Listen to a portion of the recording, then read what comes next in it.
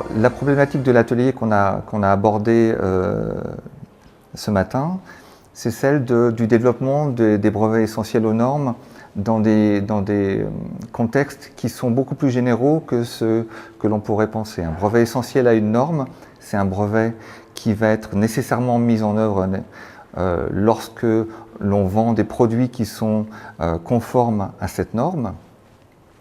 Et donc, on va avoir un mécanisme dans lequel la preuve de la contrefaçon va être beaucoup facilitée parce qu'on a une correspondance entre les revendications du brevet, le contenu du brevet, la portée du brevet et le contenu de la norme. Un exemple très parlant sur les brevets essentiels aux normes sont les smartphones.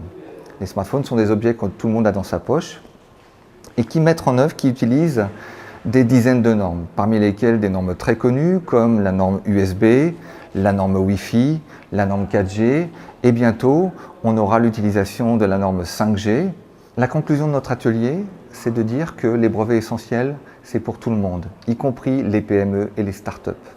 À partir du moment où une entreprise, qu'elle soit petite ou moyenne, ou même une start-up, fait de l'innovation, génère de l'innovation dans des domaines dans lesquels les brevets essentiels aux normes sont présents, dans lesquels elle peut participer à des technologies qui sont normalisées, à partir de ce moment, elles doivent se poser la question des brevets essentiels.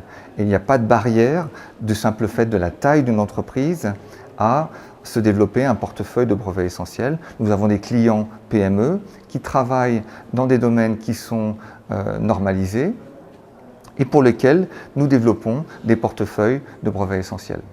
Nous sommes très heureux de participer à cet atelier.